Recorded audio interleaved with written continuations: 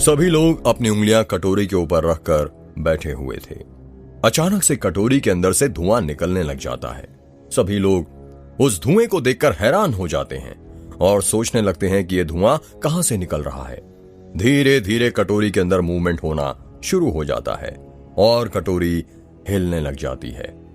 जैसा कि अर्जुन ने कहा था कि जब कटोरी के अंदर मूवमेंट शुरू हो तो सभी अपनी उंगलियां कटोरी के ऊपर से हटाकर प्लेन शीट पेपर के ऊपर रख लें। सभी लोग वैसा ही करते हैं और अपनी उंगली प्लेन शीट पेपर पर रख देते हैं। कटोरी के अंदर अभी भी मूवमेंट हो रहा था। क्या आप रुद्र की मां की आत्मा है? अर्जुन ने कहा। जैसे ही अर्जुन ने सवाल पूछा, कटोरी हिलना बंद हो जाती है। सभी लोग एक दूसरे की सूरत देखने लग जाते हैं। प्लेन शीट पेपर पर रखी पीयूष की उंगली डर के मारे हिलने लग जाती है।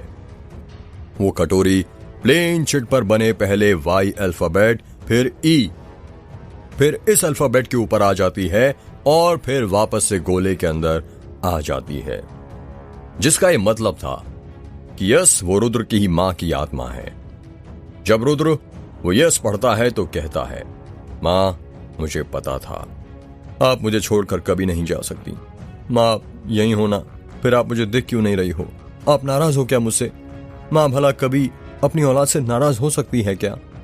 रुद्र अपने आप को संभालो और ऐसे सवाल मत पूछो वरना आंटी जी की आत्मा वापस चली जाएगी, अर्जुन ने धीरे से कहा। हाँ, रुद्र ने कहा। दीदी आप मेरे गांव में क्या कर रही थी? दीदी बताइए दीदी, आप वहां पर क्यों गई थी रात के 3 बजे? आयशा ने कहा। भाभी आपको जाना ही था तो आप मुझे बता देती, संतोष ने कहा। बड़ी मां कहां हैं आप? कहां हैं आप? मैं आपको देख क्यों नहीं पा रही हूं? स्वाति ने रोते हुए कहा। मां आप मुझे छोड़कर क्यों चली गईं? रुद्र ने कहा। सब लोग लगातार कोई ना कोई सवाल पूछे जा रहे थे। अर्जुन सबसे कह रहा था कि चुप रहे, पर कोई भी चुप नहीं हो रहा था, जिस कारण अर्जुन का रुद्र की मां की आत्मा से संपर्क टूट जाता है और वो वहां से चली जाती हैं। जैसे ही रुद्र की मां की आत्मा वहां से जाती है, लाइट वापस आ जाती है। मैंने आप लोगों से कहा था ना, आप लोग शांत रहिएगा, पर आप लोगों ने मेरी एक नहीं सुनी और अब देखिए आंटी जी से हमारा संपर्क टूट गया, अर्जुन ने कहा। क्या अब हम दोबारा मां से कांटेक्ट नहीं कर सकते अर्जुन? रुद्र ने कहा। नहीं रुद्र, यह क्रिया एक रात में सिर्फ एक बार ही की जा सकती है। तो क्या अब हम दीदी से फिर कभी दोबारा बात नहीं कर सकते अर्जुन बेटा? आयशा ने कहा। कर सकते हैं आंटी जी, पर सिर्फ कल रात, वो भी आखिरी बार, क्योंकि परसों आंटी जी की 13वीं है और फिर उनकी यमलोक की यात्रा प्रारंभ हो जाएगी। ठीक है बेटा, आप लोग कल ध्यान रखिएगा कि कोई भी बीच में सवाल ना करे। आप लोगों को जो पूछना है वो मेरे जरिए आंटी जी से पूछ सकते हैं। कल आप मुझे पहले ही बता दीजिएगा कि आप लोगों को क्या क्या पूछना है। हाँ बेटा, कल हम इस बात का ध्यान रखेंगे, संतोष ने कहा। सुबह के 11 बज रहे थे। माखनलाल और अजय जिप्सी में बैठकर कहीं जा रहे थे। अजय जिप्सी चला रहा था और माखनलाल उसके साथ बगल में बैठा हुआ था। साहब आप बताएंगे हम कहाँ जा रहे हैं? एक तो इतनी सुबह सुबह आपने मुझे बुला लिया, मेरी नींद खराब हो गई और जब से पूछे जा रहा हूँ कहे जा रहे हैं आप, पर कुछ बता नहीं रहे हैं, माखनलाल ने कहा। माखनलाल हम देवरी गांव जा रहे हैं। पर क्यों साहब, ये तो वही गांव है ना जिसके टोले पर वो भिखारी रहा करता था। हाँ माखनलाल, ये तो मैंने पहले सोचा ही नहीं, पर साहब आप ये तो बताइए कि हम देवरी गांव जा क्यों रहे हैं? वो इसलिए माखनलाल की कल रात मेरी जिप्सी खराब हो गई थी और जिसने मुझे लिफ्ट दी थी वो पहले मेरे गांव में ही रहता था। अच्छा, क्या नाम था उसका? उसका नाम तो मैं पूछना भूल गया, पर उसकी बाइक पर बिरजू लिखा हुआ था। शायद उसका नाम बिरजू ही हो। अच्छा बिरजू? हाँ बिरजू। उस बिरजू ने मुझे बताया था कि मेरे गांव के जो सरपंच थे धनपत राय, उनका सबसे वफादार आदमी जो था वो राजन मुंशी था। उस राजन मुंशी को जरूर पता होगा कि उन तीनों सरपंचों ने मिलकर उस औरत को क्यों जलाया था। साहब ये क्या, उस आदमी ने कहा और आपने मान लिया? ये भी तो हो सकता है कि वो आपसे झूठ बोल रहा हो। माखनलाल जरा ये बताओ कि वो मुझसे झूठ क्यों बोलेगा? इसमें उसका क्या फायदा होगा? और वैसे भी पुलिस वाले से झूठ बोलकर वो फंसना थोड़ी ना चाहेगा। हाँ साहब ये भी है, पर मेरे गांव तो कब का खाली हो गया है, फिर हम उस राजन मुंशी को कहां पर ढूंढेंगे? उस बिरजू ने कहा था कि मैं खाली होने के बाद आधे लोग शहर चले गए और बाकी के आसपास के गांव में बस गए, और जितना मेरा अंदाजा है वो बलमा टोला और दास गांव में तो नहीं बसा है। यदि बसा होता तो हमारे साथी जरूर उसका पता लगा लेते। बलमा टोला और दास गांव के पास ही देवरी पड़ता है, तो हो ना हो वो मुंशी हमें वहां पर जरूर मिल सकता है। साहब यदि वो राजन मुंशी वहां पर भी नहीं मिला तो? माखनलाल तुम ना बहुत नेगेटिव इंसान हो। इसी वजह से तुम्हारा प्रमोशन नहीं हो रहा है। साहब वो तो बस मैं गैस कर रहा था। तो कभी पॉजिटिव भी गैस किया करो, सोच कर देखो। यदि हमें वो मुंशी मिल गया तो जरूर पता चल जाएगा कि उस औरत को 19 साल पहले क्यों जलाया गया था। हाँ साहब ये तो है। अजय और माखनलाल लाल देवरी गांव पहुंच जाते हैं और राजन मुंशी के बारे में पता करने लग जाते हैं। अजय किराना की दुकान पर जिप्सी रोक देता है। राजन मुंशी इसी गांव में रहता है क्या? माखनलाल ने दुकानदार से कहा। ये कौन है? दुकानदार ने कहा, ये पहले मैं गांव में रहते थे, सुना है अभी आसपास के गांव में बस गए। अजय ने कहा, नहीं हमने तो कभी नहीं सुना राजन मुंशी का नाम। दुकानदार ने कहा, अच्छा ठीक है कोई बात नहीं। इतना कहकर माखनलाल और अजय अपनी जिप्सी वहीं पर खड़ी करके पैदल पैदल आगे बढ़ने लग जाते हैं। वो आसपास हर घर और लोगों से पूछते जा रहे थे कि वो राजन मुंशी को जानते हैं क्या, पर उनके हाथ में निराशा के सिवा कुछ और नहीं लग रहा था। साहब मैं तो कहता हूं उस बिरजू ने ना आपको उल्लू बनाया। पूरा देवरी गांव समाप्त होने वाला है, पर इस गांव में राजन मुंशी नाम का कोई इंसान नहीं रहता है। माखनलाल ने चलते चलते कहा, पर बिरजू हमसे झूठ क्यों बोलेगा? उसको इससे क्या फायदा होगा? माखनलाल ढूंढो राजन मुंशी, जरूर इसी गांव में होगा। साहब मैं तो राजन मुंशी को ढूंढते ढूंढते थक गया हूँ, पता नहीं जिंदा भी है या नहीं। मुझे तो बहुत प्यास लगी है, बिना पानी पिए मैं अब एक कदम आगे नहीं बढ़ सकता। प्यास तो मुझे भी लग रही है माखनलाल, पर हम लोग शायद पैदल पैदल गांव से कुछ ज्यादा ही दूर निकल आए हैं। किसी का घर ही नहीं दिख रहा है। साहब वही तो बोल रहा हूं मैं, हम लोग बेवजह हमारी एनर्जी राजन मुंशी को ढूंढने में खर्च कर रहे हैं। लगता है तुम ठीक कह रहे हो माखनलाल, हमें यहां से वापस चलना चाहिए। वही साहब, पर मैंने कहा ना मुझे प्यास लगी है, और हम लोग तो अपनी जिप्सी दूर खड़ी करके आए हैं। बिना पानी पिए मैं एक कदम और आगे नहीं बढ़ सकता साहब। पर माखनलाल यहाँ पर घर कहाँ है जहां से अब मैं तुम्हें पानी पिलाऊं? थोड़ी देर चल लो पैदल, वहां पर जरूर पानी मिल जाएगा। अजय आसपास देखने लगता है और कहता है, देखो वो किसी का घर लग रहा है। अजय ने अपने हाथ से इशारा करते हुए कहा, हाँ साहब वहां पर जरूर कोई मिल जाएगा। अजय और माखनलाल एक घर के पास पहुंच जाते हैं। वो घर खंडहर में तब्दील होने लगा था। इस टूटे फूटे घर में कौन रहता होगा साहब? माखनलाल ने कहा, पता नहीं माखनलाल, आवाज लगाओ, शायद कोई बाहर आ जाए। कोई है? अरे घर में कोई है क्या? माखनलाल आवाज लगाता है, पर कोई जवाब नहीं आता। तभी अजय कहता है, माखनलाल ये पढ़ो। दरवाजे के गेट के पास नेम प्लेट लगी हुई थी जिस पर लिखा हुआ है राजन मुंशी। इसका मतलब साहब ये राजन मुंशी का घर है? माखनलाल ने हैरानी के साथ कहा।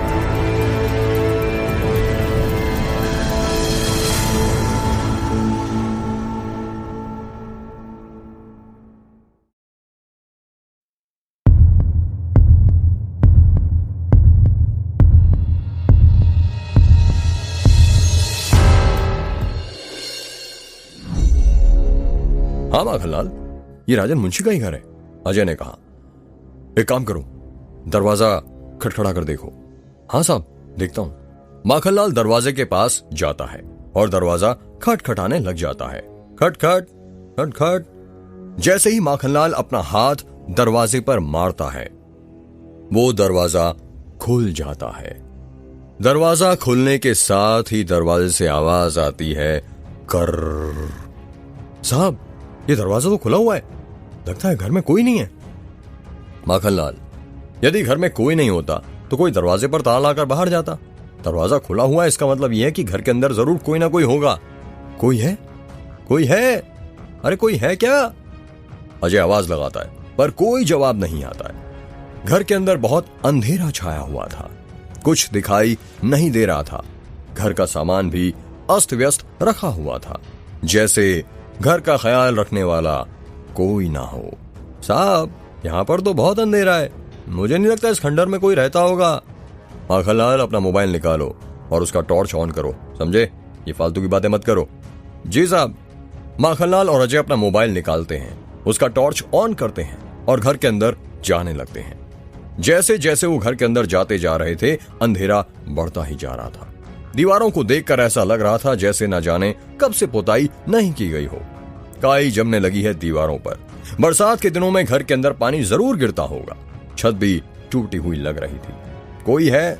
अरे कोई है क्या घर में? अजय आवाज लगाता है। कौन? एक बूढ़े की आवाज सुनाई देती है। माखनलाल तुमने आवाज सुनी? माखनलाल वो आवाज सुनकर बहुत डर गया था और कुछ बोल नहीं पा रहा था। उसके कानों में अभी भी उस बूढ़े की आवाज गूंज रही थी। कौन है? माखनलाल, मैंने पूछा तुमने कोई आवाज सुनी क्या? अजय माखनलाल को हिलाते हुए कहता है, हाँ साहब सुनी। ये आवाज तो बहुत डरावनी लग रही थी। मुझे तो डर लग रहा है, कहीं इस खंडर घर के अंदर कोई भूत भूत तो नहीं है। चलिए चलते हैं यहाँ से। माखनलाल, ये तुम्हें हर जगह भूत ही क्यों दिखता है? अपनी बकवास बंद करो समझे, और चुपचाप मेरे साथ आगे चलो। जी साहब, माखनलाल ने हड़बड़ाते हुए कहा। अजय और माखनलाल उस बूढ़े की आवाज का पीछा करने लगते हैं। उस बूढ़े की अभी भी कौन है कि कपकपाती हुई आवाज सुनाई दे रही थी। उस आवाज का पीछा करते हुए अजय और माखनलाल एक कमरे के अंदर पहुंच जाते हैं। इस कमरे के अंदर एक लालटेन जल रहा था, जिससे थोड़ा थोड़ा उजाला हो रहा था और आसपास की कुछ चीजें दिख रही थीं। उसी कमरे के अंदर एक पलंग था और उस पलंग पर कोई लेटा हुआ था। उस शख्स ने कंबल ओढ़ा हुआ था, जिस कारण अजय और माखनलाल को उसका चेहरा नहीं दिखाई दे रहा था। साहब, वो देखिए, पलंग के ऊपर कोई लेटा हुआ है। माखनलाल ने धीरे से कहा। मुझे भी दिख रहा है माखनलाल, भगवान ने मुझे भी आंखें दी हैं दो, समझे? अजय ने गुस्से से कहा। साहब, आप गुस्सा क्यों कर रहे हैं? मैं तो बस बता रहा था। मुझे बताना छोड़ो और देखो पलंग के ऊपर कौन लेटा है। साहब मैं, माखनलाल ने घबराते हुए कहा। तुम नहीं तो और कौन माखनलाल? जल्दी करो और देखो कौन है पलंग पर। माखनलाल धीरे धीरे आगे बढ़ने लग जाता है। सुनिए, क्या आपका ही नाम राजन मुंशी है? माखनलाल ने कहा। उस शख्स ने जो ब्लैंकेट ओढ़ रखा था, माखनलाल धीरे धीरे वो ब्लैंकेट खींचने लग जाता है।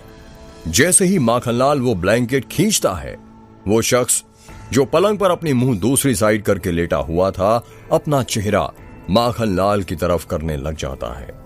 जब वो शख्स अपना चेहरा माखनलाल की तरफ करता है तो माखनलाल उस शख्स का चेहरा देखकर डर जाता है और झटपटाते हुए दूर हट जाता है। पलंग पर लेटे शख्स की उम्र करीब 70 साल होगी। ज्यादा उम्र हो जाने के कारण उसके चेहरे पर झुर्रियां आ गई थी और बाल सफेद हो गए थे। कमरे के अंदर अंधेरा होने के कारण वो बूढ़ा बहुत डरावना लग रहा था। वो बूढ़ा अपनी लड़खड़ाती हुई आवाज में कह रहा था, कौन हो तुम लोग? नमस्ते दादा, अजय ने कहा। वो बूढ़ा अजय की बातों का कोई जवाब नहीं देता है। वो बूढ़ा अपनी बड़ी बड़ी आंखों से अजय और माखनलाल को घूरे जा रहा था। उस बूढ़े आदमी को देखकर ऐसा लग रहा था जैसे उसे अजय और माखनलाल की मौजूदगी पसंद ना हो। साहब, ये तो कुछ नहीं बोल रहा। माखनलाल, दिख रहा है मुझे और लगता है यही राजन मुंशी है। आपको कैसे पता साहब? क्या आपने राजन मुंशी को पहले कभी देखा है जो इतनी गारंटी के साथ कह सकते हो कि यही राजन मुंशी है? माखनलाल, जरा इस बूढ़े के राइट हैंड की कलाई पर देखो, राजन गुदा हुआ है। इससे बात साबित होती है कि यही राजन मुंशी है। हाँ साहब, पर ये मुंशी अब हमारे किसी काम का नहीं है। ये तो कुछ भी ढंग से नहीं बोल पा रहा है, ना ही समझ पा रहा है। आखिर ये कहना क्या चाहता है? माखनलाल और अजय बातें कर ही रहे थे कि तभी अजय को किसी के कदमों की आहट सुनाई देती है। माखनलाल, तुम्हें किसी के पैरों के चलने की आवाज सुनाई दे रही है? हाँ साहब, दे रही है। कमरे के अंदर ही कहीं छुप जाओ और जरा देखो तो इस राजन मुंशी से मिलने कौन आ रहा है। हो सकता है ये हमें जरूर कुछ बता दे। जी साहब। अजय दरवाजे के पीछे जाकर और माखनलाल खिड़की के पर्दे के पीछे जाकर छुप जाता है। एक आदमी जिसकी उम्र करीब 25 साल या 26 साल होगी, वो उस कमरे के अंदर आता है और उस बूढ़े के पास जाकर बैठ जाता है। अपना हाथ उस बूढ़े के माथे पर फेरता है और कहता है, आप कैसे हैं दादा? और कितनी बार बोला मैंने आपको कि अंधेरे में मत रहा कीजिए, लाइट जला लिया कीजिए, पर आप मानते कहाँ हैं मेरी बात? कोई है, कोई है, वो बूढ़ा कपकपाते हुए कहता है। पर वो लड़का उस बूढ़े की बात नहीं समझ पाता है। वो उस बूढ़े के पास से उठता है और कमरे की लाइट जलाने लग जाता है। जब वो लड़का कमरे की लाइट जलाता है तो देखता है कि खिड़की के पर्दे के पास उसे किसी के जूते नजर आते हैं। वो लड़का पास में ही रखा डंडा उठाता है और धीरे धीरे अपने कदम खिड़की के पास बढ़ाने लग जाता है। वो लड़का वो डंडा खिड़की के पर्दे पर मारने ही वाला था कि तभी पीछे से अजय आकर उस लड़के का हाथ पकड़ लेता है। वो लड़का अपना दूसरा हाथ अजय को मारने के लिए उठाता है, पर जब वो देखता है कि अजय ने पुलिस की ड्रेस पहन रखी है तो वो अपने हाथ रोक लेता है। माखनलाल खिड़की के पर्दे के पीछे से बाहर निकल जाता है। आप दोनों पुलिस वाले होकर चोरों की तरह मेरे घर में क्यों घुस रहे हैं? उस लड़के ने कहा। पहले ये बताओ कि इस बूढ़े से तुम्हारा क्या लेना देना है? ये मेरे दादा है और मैं इनका पोता हूं। अब आप बताएंगे कि आप दोनों यहाँ पर क्या कर रहे हैं? वो हम लोग एक केस की तहकीकात करने यहाँ पर आए हैं। क्या इन्हीं का नाम राजन मुंशी है? अजय ने कहा। जी हाँ, इन्हीं का नाम राजन मुंशी है।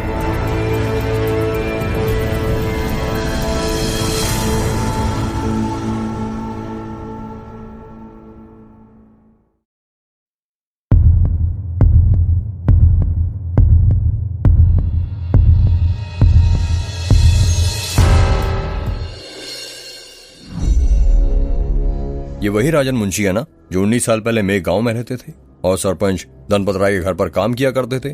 अजय ने कहा। जी हाँ, ये वही राजन मुंशी हैं, पर आप लोग मुझे बताएंगे आप मुझसे ये सब क्यों पूछ रहे हैं? वो इसलिए क्योंकि हमें तुम्हारे दादा की मदद की जरूरत है। कैसी मदद? उस लड़के ने हैरानी के साथ कहा। आज से 19 साल पहले मेघ गांव में एक जलाई गई औरत के बारे में हम जानना चाहते हैं। वो कौन थी, उसका क्या नाम था, उसके बारे में सब कुछ। अजय ने कहा।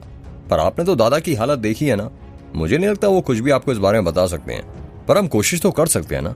हमारा ये जानना बहुत जरूरी है कि आखिर उस औरत को क्यों जलाया गया था। उसके मरने के बाद भी मैं उसे इंसाफ दिलाना चाहता हूँ, अजय ने कहा। ठीक है। अजय और माखनलाल उस बूढ़े के पास खड़े हो जाते हैं। वो बूढ़ा अभी भी लेटा हुआ था। वो बूढ़ा अजय और माखनलाल को घूरने लग जाता है। साहब, मुझे तो मुंशी जी की आंखें देखकर डर लग रहा है। अरे डरिए नहीं, दादा की आंखें पहले से ही ऐसी हैं, उस लड़के ने कहा। नमस्ते दादाजी, आप ही का नाम राजन मुंशी है ना? अजय ने उस बूढ़े से कहा। वो बूढ़ा कुछ जवाब नहीं देता है। दादाजी, ऐसे नहीं समझेंगे, लगता है मुझे अपनी तरह से इनसे पूछना पड़ेगा, उस लड़के ने कहा। दादा, ये पुलिस वाले हैं, वो लड़का चिल्लाते हुए और अपने हाथों से एक्सप्रेशन देते हुए कहता है। वो लड़का आगे कहता है, ये पूछ रहे हैं कि आपका ही नाम राजन मुंशी है ना? बताइए इन्हें, हाँ या ना में जवाब दीजिए। हाँ, वो बूढ़ा कपकपाते हुए कहता है। क्या आप उस औरत के बारे में जानते हैं जिसे 19 साल पहले जला दिया गया था? अजय कहता है। और वो बूढ़ा फिर कोई जवाब नहीं देता। दादा, ये उस औरत के बारे में पूछ रहे हैं जिसे उस रात जला दिया गया था, वो लड़का चिल्लाते हुए कहता है। ये बात सुनकर वो बूढ़ा अपनी आंखें और बड़ी कर लेता है। उसके हाथ पैर कपकपाने लग जाते हैं। ऐसा लग रहा था कि जैसे उस औरत को ख्याल करते ही वो बूढ़ा डरने लग गया था और उसकी आंखों में उस रात का मंजर गुजरने लग गया था। वो बूढ़ा हाँ हाँ में मुंडी हिलाने लग जाता है।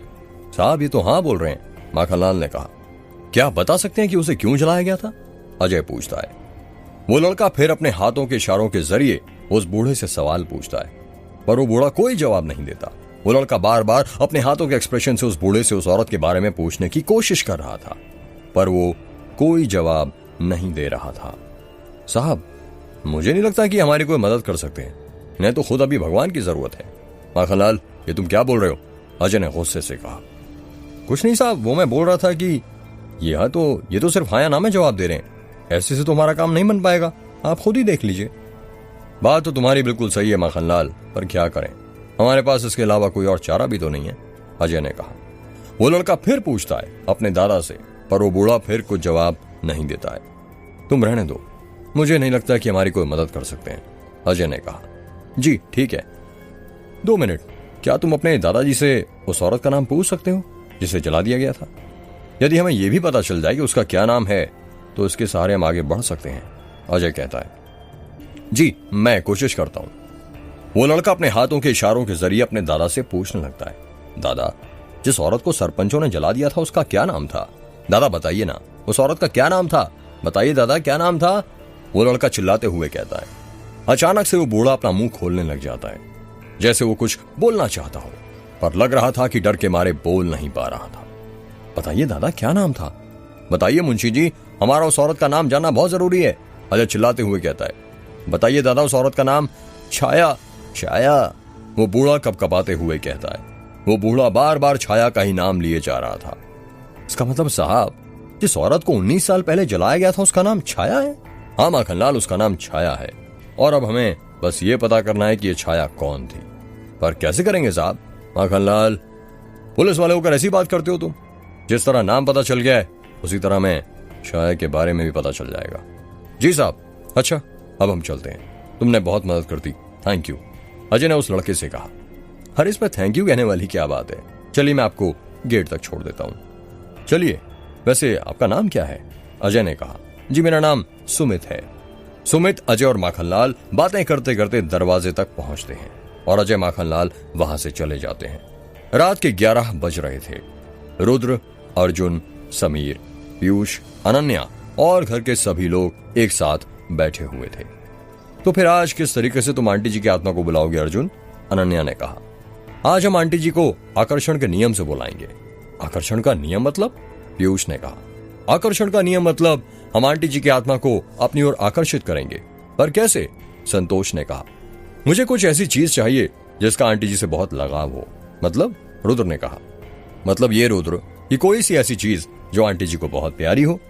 माँ को तो किसी चीज से लगाव नहीं था। वो तो पापा के गुजर जाने के बाद कोई से गहने भी नहीं पहना करती थी जिसका उनसे लगाव हो। रुद्र ने कहा। नहीं रुद्र, कुछ तो होगा, याद करने की कोशिश करो। आंटी जी की आत्मा से संपर्क करने के लिए हमारा उस चीज का ढूंढना बहुत जरूरी है जिससे उनका लगाव था। रुद्र याद करने लगता है। कुछ देर बाद, नहीं अर्जुन, मैंने कभी माँ को किसी चीज से लगाव होते हुए नहीं देखा। पापा के गुजर जाने के बाद शायद उनका सभी चीजों से लगाव दूर हो गया था। नहीं रुद्र बेटा, दीदी को एक चीज से बहुत लगाव था। आयशा ने कहा। किस चीज से चाची? रुद्र ने कहा। उनके मंगलसूत्र से रुद्र। जेठ जी के गुजर जाने के बाद भले ही भाभी विधवा हो गई हूं, पर एक औरत का कीमती गहना तो मंगलसूत्र ही होता है ना। मैंने देखा है, जब तुम यहाँ पर नहीं रहते थे ना तो दीदी घंटों उस मंगलसूत्र को अपने सीने से लाकर रोती थी और जेठ जी को याद करती रहती थी। क्या आपको पता है वो मंगलसूत्र कहाँ पर है? अर्जुन ने कहा। हाँ मुझे पता है, भाभी उस मंगलसूत्र को हमेशा अपनी अलमारी के लॉकर में रखा करती थी। आप जल्दी से वो मंगलसूत्र ले आइए। हाँ मैं अभी ला कर देती हूँ। इतना कहकर आयशा वहां से उठती है और रुद्र की माँ के कमरे में जाने लगती है। स्वाति बेटा, जब तक आंटी जी मंगलसूत्र लेकर आ रही हैं तब तक तुम्हें बड़ी सी पीतल की थाली में और एक पीतल की कटोरी में चावल लेकर आ जाओ।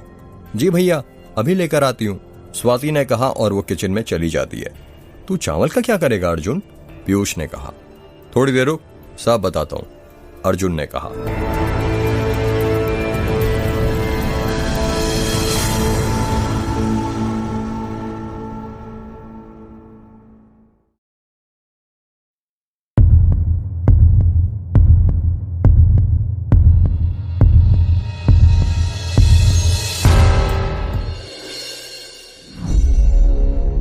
थोड़ी देर में स्वाति किचन में से एक पीतल की थाली में और पीतल की कटोरी में चावल लेकर आ जाती है और अर्जुन को दे देती है।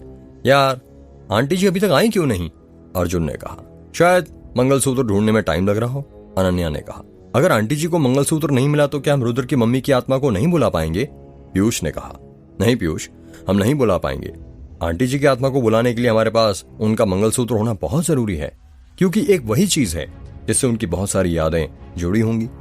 अक्सर यही होता है कि मरने के बाद भी इंसान का लगाव उनकी चीजों से होता है, और कभी कभी यह लगाव इतना हो जाता है कि आत्माएं अपनी सबसे कीमती चीज में अपना वास बना लेती हैं। वो देखो, आंटी जी आ गई, लगता है उन्हें मंगलसूत्र मिल गया, अनन्या ने सीढ़ियों की तरफ इशारा करते हुए कहा। सीढ़ियों से आयशा उतर रही थी। आयशा को देखकर रुद्र अपनी जगह से खड़ा होता है और भागते हुए आयशा के पास जाता है और कहता है, चाची, आपको माँ का मंगलसूत्र मिल गया ना? हाँ रुद्र बेटा, मिल गया, आयशा ने कहा। आयशा वो मंगलसूत्र ले जाकर अर्जुन को दे देती है। रुद्र की माँ का मंगलसूत्र पूरे सोने का था जो अभी भी चमक रहा था। सभी लोग गोला बनाकर जमीन पर बैठ जाते हैं। गोले के बीचों बीच पीतल की थाली रख गई थी जिसके अंदर चावल रखे गए थे। वो मंगलसूत्र जो आयशा ने रुद्र को लाकर दिया था, वो मंगलसूत्र रुद्र थाली में रखे चावल के पीछे छुपा देता है।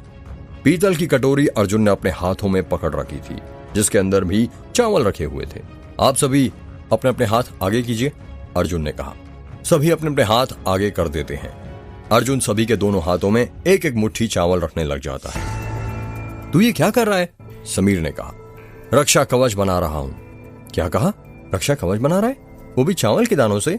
समीर ने हैरानी के साथ कहा। हाँ, क्योंकि इस बार हम चावल के दानों के जरिए आत्मा का आह्वान कर रहे हैं, इसलिए चावल का रक्षा कवच बना रहा हूं। और एक और बात, तुम्हें पता है ना, इंसान चावल खाते हैं और आत्मा इंसानों को। आंटी जी की आत्मा भले ही अच्छी हो, पर हर आत्मा को मरने के बाद कोई ना कोई शरीर की तलाश होती है। जब हम आंटी जी की आत्मा को बुलाएंगे तो वो भी हमारे शरीर में घुसने की कोशिश करेगी, पर ये चावल के दाने उन्हें हमारे शरीर में घुसने से रोकेंगे। इसलिए इन चावल के दानों को अपने दोनों हाथों की मुट्ठी में अच्छे से बंद कर लेना। अर्जुन की बात सुनकर पीयूष कसकर अपने हाथों की मुट्ठी बंद कर लेता है।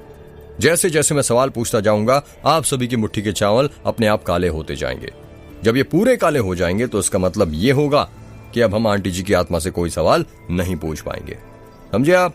हाँ समझ गए, संतोष ने कहा। और याद रखना, सिर्फ मैं सवाल पूछूंगा और कोई नहीं, वरना कल की तरह आंटी जी की आत्मा से मेरा फिर से कांटेक्ट टूट जाएगा। ठीक है, रुद्र ने कहा। रात के 1 बज गए थे और अर्जुन ने रुद्र की मां की आत्मा को बुलाना शुरू कर दिया था। सभी लोग उनके बीच में रखे चावल की थाली को देखे जा रहे थे। अर्जुन बार बार रुद्र की मां की आत्मा से संपर्क करने की कोशिश कर रहा था।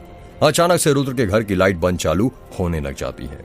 पीयूष अपने आसपास देखने लगता है और सोचने लगता है कि कहीं रुद्र की मां की आत्मा उसके पास तो नहीं और वो उसके शरीर में तो प्रवेश नहीं करना चाहती।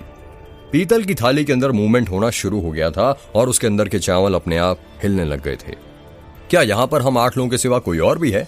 अर्जुन जोर से कहता है। तभी अचानक से पीतल की थाली के अंदर के चावल में फिर मूवमेंट होना शुरू हो जाता है और थाली के बीचों बीच हाँ लिखा आता है। इसका मतलब यह था कि वहां 8 नहीं 9 लोग थे। चावल पहले की तरह अपनी जगह पर चले जाते और वहां हाँ मिट जाता है। क्या आप वही अदृश्य शक्ति हैं जिसे मैं बुला रहा था? क्या आप रुद्र की मां की ही आत्मा हैं? अर्जुन बोलता है। फिर थाली के अंदर के चावल में मूवमेंट शुरू हो जाता है और वहां पर हाँ लिखा आता है। वहां पर बैठे सभी लोग थाली को घूर घूर कर देखने लग जाते हैं और सोचने लगते हैं कि थाली के चावल के अंदर अपने आप मूवमेंट कैसे हो रहा है।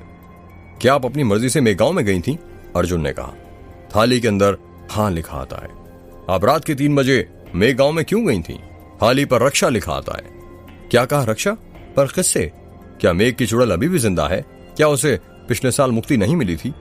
थाली पर हाँ लिखा आता है, जिसका यह मतलब था कि मेघ की चुड़ैल को मुक्ति नहीं मिली थी। सभी के हाथों की मुट्ठी के अंदर के चावल के दाने आधे आधे काले हो गए थे।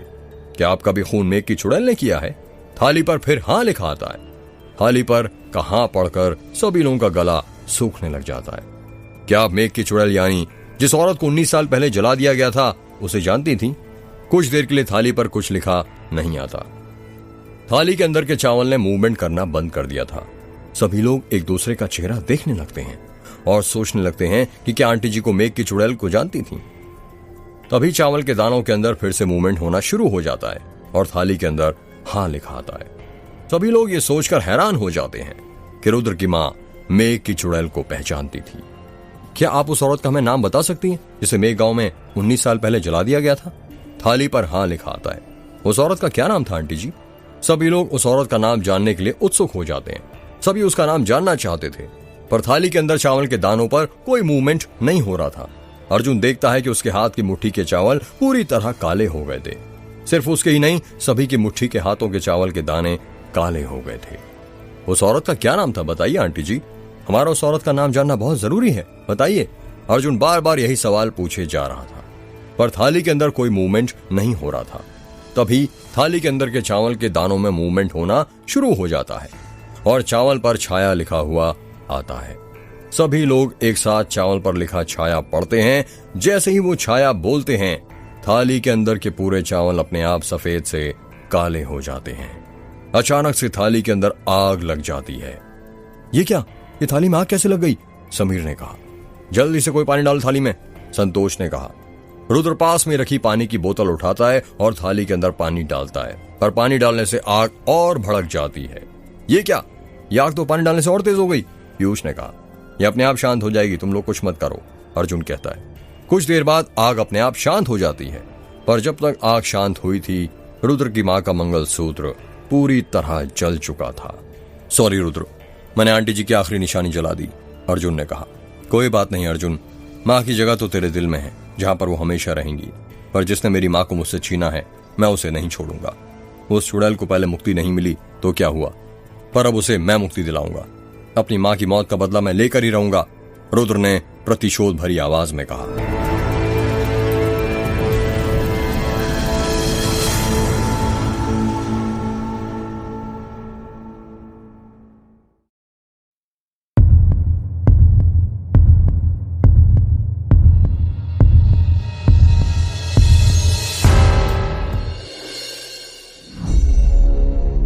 रुद्र, क्या तू किसी छाया को जानता था?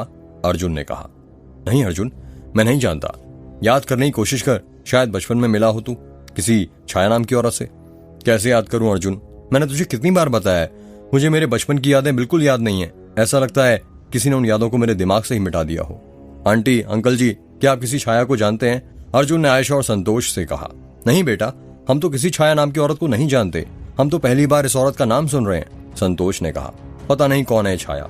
आयशा ने कहा, सुबह के 10 बज रहे थे और रुद्र के घर पर रुद्र की मां की 13वीं की तैयारियां की जा रही थी। रुद्र की मां की तस्वीर एक टेबल पर रखी गई थी, उस पर एक फूलों की माला चढ़ी हुई थी। घर के सभी सदस्य सफेद वस्त्र पहने हुए थे। रुद्र के कुछ ही रिश्तेदार आए थे जो मृत्यु भोज का भोजन कर रहे थे। अर्जुन, रुद्र, समीर, अनन्या और पीयूष भी उन्हीं रिश्तेदारों के पास खड़े हुए थे। यार, परिवार में किसी गुजर जाने के बाद मृत्यु भोज करवाना जरूरी होता है क्या? पीयूष ने कहा, हाँ मोटे, जरूरी होता है। अर्जुन ने कहा, पर क्यों जरूरी होता है? समीर ने कहा, हमारे धार्मिक ग्रंथों जैसे गरुड़ पुराण, पितृ संहिता वेद में अनेक जगह यह वर्णित किया गया है कि मृत शरीर को दिए गए भोजन का कुछ ही अंश उसकी आत्मा को मिल पाता है। इसलिए मृत्यु भोज कराकर ज्यादा से ज्यादा लोगों को भोजन करवाया जाता है ताकि भोजन का ज्यादा भाग आत्मा को मिले और वो यमलोक की यात्रा अच्छे से कर सकें। अर्जुन ने कहा, अच्छा। समीर ने कहा, पर रुद्र यार, तेरे घर पर मृत्यु भोज में ज्यादा रिश्तेदार नहीं दिख रहे और गांव के भी बस 1 ही 2 लोग दिख रहे हैं। तुमने ज्यादा लोगों को नहीं बुलाया था क्या? अर्जुन ने कहा, नहीं यार, बुलाया तो सबको था, पर आए बहुत कम लोग हैं। रुद्र ने कहा, पर क्यों? अर्जुन ने कहा, वो इसलिए क्योंकि हमारे गांव में मृत्यु भोज का भोजन ज्यादा लोग नहीं खाते हैं। पर क्यों? अनन्या ने कहा, पता नहीं यार, पर मैंने भी माँ को देखा है, वो भी मुझे किसी की 13वीं का खाना खाने जाने नहीं दिया करती थी, ना ही चाचा चाची कभी जाया करते थे। पर ऐसा क्यों? पीयूष ने कहा, मैं बताता हूँ मोटे, क्योंकि इससे जुड़ी महाभारत काल की कथा है। अर्जुन ने कहा, कैसी कथा? समीर ने कहा, महाभारत युद्ध होने वाला था, तब श्री कृष्ण ने दुर्योधन के घर जाकर युद्ध ना करने का आग्रह किया था, पर दुर्योधन ने उनका यह प्रस्ताव ठुकरा दिया और कृष्ण जी उससे क्रोधित होकर वहां से जाने लगे। तब दुर्योधन ने कृष्ण जी को जाते जाते भोजन करने को कहा, पर कृष्ण जी ने कहा, संप्रीति भोजनादि आपदा भोजयानी वह पुनः, अर्थात हे दुर्योधन, जब खिलाने वाले का मन प्रसन्न हो, खाने वाले का मन प्रसन्न हो, तभी भोजन ग्रहण करना चाहिए। लेकिन जब खिलाने वाले एवं खाने वाले के मन में पीड़ा हो, वेदना हो, तो ऐसी स्थिति में कभी भी भोजन नहीं करना चाहिए। महाभारत की इस घटना को बहुत से ज्ञानियों और बुद्धिजीवियों ने मृत्यु भोज से जोड़कर देखा, जिनके अनुसार अपने किसी परिजन की मृत्यु के बाद मन में पीड़ा होती है। ऐसे में कोई भी प्रसन्नचित अवस्था में भोज का आयोजन नहीं कर सकता और ऐसी स्थिति में उसके घर में भोजन करने से मनुष्य की स्वयं की ऊर्जा नष्ट होती है। इसलिए ज्यादातर लोग मृत्यु भोज का भोजन नहीं करते हैं। अर्जुन की बात सुनकर पीयूष वहां से जाने लगता है। तू कहाँ जा रहा है मोटे? अभी तो तुझे भूख लगी थी ना? अर्जुन की बात सुनकर तुझे भी मृत्यु भोज का भोजन नहीं करना क्या? अनन्या ने कहा, अरे तू पागल हो रही है क्या? मैं तो अपने लिए थाली बनाने जा रहा हूँ, और बल्कि मुझे तो ये लगता है कि इंसान को मृत्यु भोज का खाना जरूर खाना चाहिए। क्यों लगता है मोटे तुझे ऐसा? समीर ने कहा, वो इसलिए मेरे भाई, क्योंकि जब किसी घर में किसी की डेथ होती है ना, तो न जाने उसने कितने समय से अच्छे से खाना नहीं खाया होगा। उससे मिलकर उससे 2-3 बातें करके हम उसके साथ खाना खा सकते हैं और उसे अच्छे से खिला भी सकते हैं। उस दुख में उसका साथ भी दे सकते हैं। आखिर दुखों में ही तो अपनों की पहचान होती है। यार, बात तो तेरी बिल्कुल सही है मोटे, इसी बात पर जल्दी जा और मेरी भी थाली बनाकर आना, समझा? समीर ने कहा, हाँ हाँ लाता हूँ।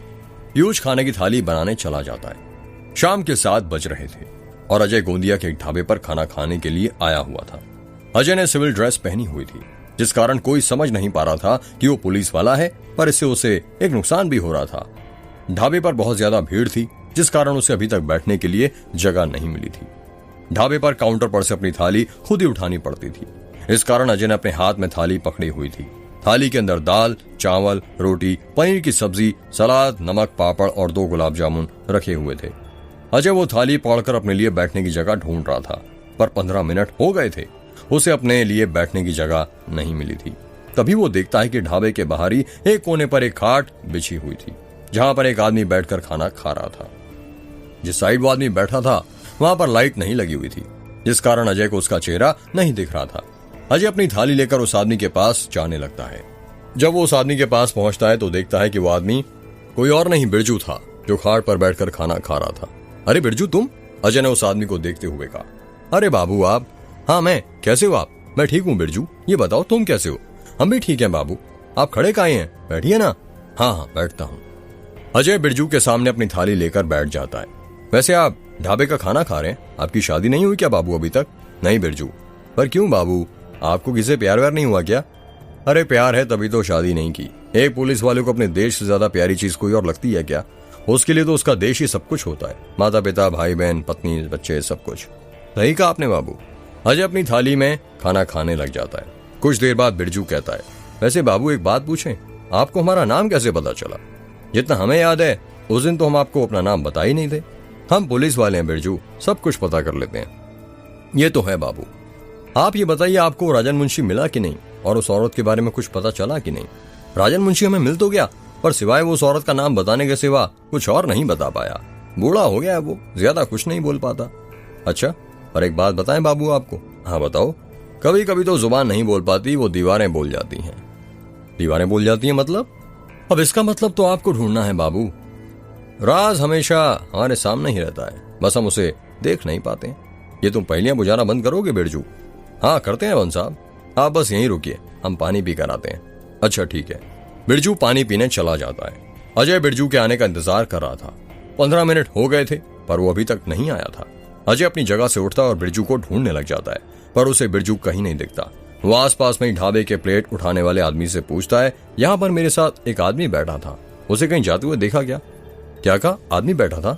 हाँ वही, जिसके साथ मैं खाना खा रहा था, सांवले रंग का है, धोती पहना हुआ था। नहीं, मैंने तो ऐसे किसी आदमी को नहीं देखा, उस आदमी ने कहा।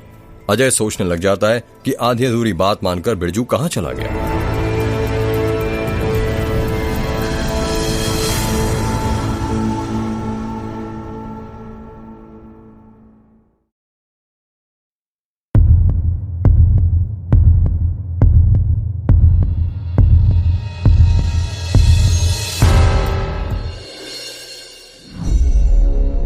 अजय अपना मोबाइल निकालता है और माखनलाल को फोन करता है। हेलो माखनलाल, कहां पर हो तुम? अजय ने फोन पर कहा। मैं तो साहब यहीं गोंदिया के चटर-पटर गली में था, तो बस वहीं पर रुको, मैं 2 मिनट में आता हूं। क्यों, क्या हुआ साहब?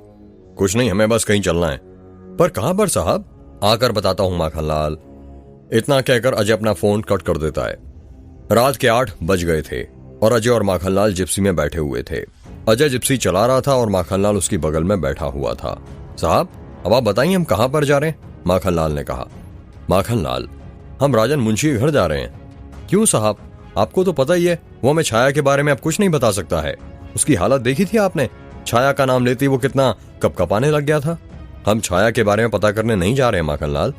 फिर क्या पता करने जा रहे हैं साहब? पता नहीं। क्या कहा? पता नहीं? साहब आप आज ये कैसी मूर्ख वाली बातें कर रहे हैं? रोज मैं करता हूं और आज आप कर रहे हैं। आखिर आप ही बताइए, जब आपको ही नहीं पता हम वहां क्या पता करने जा रहे हैं, तो हम वहां पर जाकर ही क्या करें? माखनलाल, मुझे बिरजू मिला था ढाबे पर। क्या कहा? बिरजू मिला था? माखनलाल ने चौंकते हुए कहा। उसने मुझसे एक बात कही थी। वो क्या था? अजय याद करते हुए कहता है। हाँ याद आया, कभी कभी जो जुबान नहीं बोल पाती वो दीवारें बोल जाती हैं। मतलब साहब? उसी मतलब का पता करने तो हम राजन मुंशी के घर जा रहे हैं। साहब मुझे नहीं लगता हमें राजन मुंशी के घर जाना चाहिए। मुझे नहीं लगता वहां पर हमें कुछ मिलेगा। माखनलाल, पर पता नहीं मुझे ऐसा क्यों लगता है कि हमें वहां पर जाना चाहिए। अब हम जब आधे रास्ते तक पहुंच ही गए तो चलो राजन मुंशी के घर ही चले चलते हैं। ठीक है साहब, यदि आप जाना ही चाहते हैं तो चलते हैं। रात के 9 बज रहे थे और माखनलाल और अजय राजन मुंशी घर के दरवाजे पर खड़े हुए थे। माखनलाल दरवाजा खटखटाता है। खटखट खटखट। अरे कोई है, दरवाजा खोलो। माखनलाल ने दरवाजा खटखटाते हुए कहा, पर कोई दरवाजा नहीं खोलता है। साहब वो मुंशी जी के पोते का क्या नाम था? सुमित नाम बताया था उसने सुबह शायद। अजय ने जवाब दिया। दरवाजा खोलो, अरे सुमित, माखनलाल आवाज लगाते हुए कहता है। माखनलाल लगातार सुमित सुमित आवाज लाकर दरवाजा खटखटाए जा रहा था, पर कोई दरवाजा नहीं खोल रहा था। तभी सुमित दरवाजा खोलता है। सुमित को देखकर ऐसा लग रहा था कि जैसे वो नींद में से सोकर उठा हो। अरे सुमित, तुम सो गए थे क्या? माखनलाल ने कहा। जी हाँ माखनलाल जी, आपको तो पता ही है गांव है, और गांव में 8 बजे ही सब सो जाते हैं और 9 बजे तक उनकी एक पहर की नींद भी पूरी हो जाती है। वैसे आप लोग इतनी रात को यहाँ पर, क्या कुछ हुआ है क्या? ये सवाल सुनते ही माखनलाल अजय की तरफ देखने लगता है और मन ही मन सोचने लगता है कि अब साहब इसे क्या जवाब देंगे। यही कि पता नहीं क्यों आए हैं, बिरजू ने कहा और हम आ गए। वो क्या है ना सुमित, वो हम यहाँ से गुजर ही रहे थे तो सोचा मुंशी जी से मिल लें। वो मेरे दादा भी मुंशी जी की तरह ही दिखते थे, उन्हें देखकर मुझे मेरे दादा की याद आ जाती है, अजय ने कहा। माखनलाल मन ही मन सोचने लगता है कि वाह, साहब ने क्या बहाना बनाया है। अरे क्यों नहीं इंस्पेक्टर साहब, आप आइए ना, अंदर आइए। सुमित ने कहा। जब अजय और माखनलाल सुमित के साथ घर के अंदर घुसते हैं तो देखते हैं कि कमरे के अंदर बहुत अंधेरा था। अरे, ये तुम्हारे घर में हम जब भी आते हैं अंधेरा क्यों रहता है? तुम्हें क्या अंधेरा बहुत पसंद है? माखनलाल ने कहा। अरे नहीं नहीं माखनलाल जी, वो लाइट नहीं है इसलिए घर में अंधेरा है, और जब आप सुबह आए थे तो वो दादाजी को अंधेरे में रहना पसंद है। अच्छा। सुमित, अजय और माखनलाल राजन मुंशी के कमरे में पहुंच जाते हैं। राजन मुंशी पलंग पर लेटा हुआ था और जाग रहा था। कमरे में उजाले के लिए एक लालटेन जल रही थी जो कि उस कमरे की एक दीवार में कील से टंगी हुई थी। लालटेन का पीला प्रकाश कमरे के चारों तरफ बिखरा पड़ा हुआ था। अजय राजन मुंशी के पास जाता है और उनके सिर पर हाथ फेरते हुए कहता है, कैसे हैं आप मुंशी जी? राजन मुंशी को जवाब नहीं देता है बल्कि वो अजय को घूरने लग जाता है। राजन मुंशी की डरावनी आंखें देखकर माखनलाल डर जाता है। सुमित, मुझे प्यास लगी है, क्या तुम मेरे लिए गिलास पानी ला दोगे? अजय ने कहा। क्यों नहीं इंस्पेक्टर साहब, मैं अभी लेकर आता हूं। इतना कहकर सुमित उस कमरे से चला जाता है। माखनलाल कुर्सी के ऊपर बैठा हुआ था और आराम फरमा रहा था। तुम बैठे क्यों माखनलाल? इतना भी नहीं समझे कि मैंने सुमित को बहाने से भेजा है ताकि हमें वक्त मिल जाए घर के अंदर की तहकीकात करने के लिए? अजय ने गुस्से में कहा। सॉरी साहब। माखनलाल फुर्ती के साथ कुर्सी पर से उठता है। अजय और माखनलाल दोनों अपने मोबाइल की टॉर्च ऑन करते हैं और मुंशी के घर में कुछ ऐसा ढूंढने लग जाते हैं जिससे उन्हें छाया के बारे में कुछ पता चल जाए। लालटेन की रोशनी में कमरे के अंदर ज्यादा कुछ दिखाई नहीं दे रहा था। माखनलाल, दीवारों के ऊपर देखो, शायद कुछ मिल जाए। बिरजू ने कहा था कि कभी कभी जो जुबान नहीं बोल पाती वो दीवारें बोल जाती हैं। जी साहब। अजय और माखनलाल मुंशी के कमरे की छानबीन कर ही रहे थे कि तभी वहां पर सुमित पानी लेकर आ जाता है। अजय और माखनलाल के हाथों में मोबाइल के टॉर्च और कुछ ढूंढते हुए देखकर सुमित शॉक्ड हो जाता है। आप दोनों दादाजी के कमरे में क्या ढूंढ रहे हैं? सुमित ने कहा। सुमित का सवाल सुनकर माखनलाल पसीने से भीग जाता है और सोचने लगता है कि अब इसे क्या जवाब दें। वो सुमित यहाँ पर तेल पे छुछुंदरी थी, उसी को पकड़ रहे थे। मुंशी जी को काट लेती तो प्रॉब्लम हो जाती ना, अजय ने कहा। अरे आप उसकी फिक्र मत कीजिए, मैंने पिंजरा लगा दिया है, 1-2 दिन में पिंजरे के अंदर आ ही जाएगी। ये लीजिए, आप दोनों पानी पीजिए, बेवजह की तकलीफ मत कीजिए। अरे इसमें तकलीफ वाली क्या बात है, अजय ने कहा। कुछ देर बाद, अच्छा अब हम चलते हैं, वक्त भी बहुत हो गया है और रात और गहरी होने वाली है, अजय ने कहा। जी ठीक है, अगली बार जरूर आइएगा, सुमित ने कहा। अरे अब तो आना जाना लगा ही रहेगा। जी। अजय, माखनलाल और सुमित मुंशी के कमरे से बाहर जाने लगते हैं। हॉले के कमरे के अंदर बहुत अंधेरा था जिस कारण माखनलाल एक दीवार से टकरा जाता है और फोटो फ्रेम नीचे गिरने की आवाज आती है। आउच! माखनलाल ने चिल्लाते हुए कहा। क्या हुआ माखनलाल? अजय ने कहा। कुछ नहीं साहब, अंधेरा ज्यादा होने की वजह से ये दीवार मुझे दिखी नहीं और इसे टकरा गया। आपको ज्यादा तो नहीं लगी माखनलाल जी? सुमित ने कहा। अरे नहीं नहीं सुमित, बस वो माफ करना तुम्हारे घर का फोटो फ्रेम टूट गया। अरे कोई बात नहीं माखनलाल जी, मैं ठीक करवा लूंगा। माखनलाल नीचे झुकता है, अपने मोबाइल का टॉर्च निकालता है और वो फोटो फ्रेम उठाने लग जाता है। जैसे ही वो फोटो फ्रेम उठाता है, लाइट आ जाती है। जब माखनलाल उस फोटो फ्रेम की फोटो देखता है तो उसका मुंह खोला का खोला रह जाता है। माखनलाल को फोटो देखकर सांप सूंघ जाता है।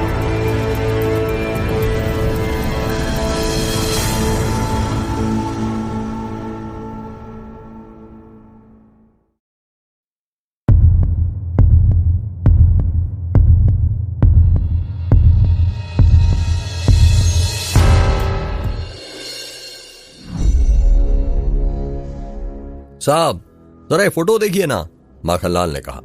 ऐसा क्या है इस फोटो में, जरा दिखाना, अजय ने फोटो अपने हाथ में लेते हुए कहा। जब अजय वो फोटो देखता है तो उसका मुंह भी खुला का खुला रह जाता है। साहब इस फोटो में मुंशी जी के साथ जो आदमी है, यदि उसे दाढ़ी मूछें लगा दिया जाए तो पूरा भिखारी की तरह दिखेगा जिसने पिछले साल रुद्र का कैमरा चुरा लिया था। हाँ माखनलाल, तुम बिल्कुल ठीक कह रहे हो। आप दोनों क्या बात करें, मेरे कुछ समझ में नहीं आ रहा है, सुमित ने कहा। अजय ने अपने हाथ में जो फोटो पकड़ रखी थी, उस फोटो के अंदर राजन मुंशी और भिखारी खड़े हुए थे। वो फोटो ब्लैक एंड व्हाइट थी। इस फोटो में मुंशी जी के साथ जो लड़का खड़ा है वो कौन है सुमित? अजय ने कहा। ये तो मेरे चाचा हैं। क्या कहा, चाचा? मतलब ये मुंशी जी के बेटे हैं? माखनलाल ने कहा।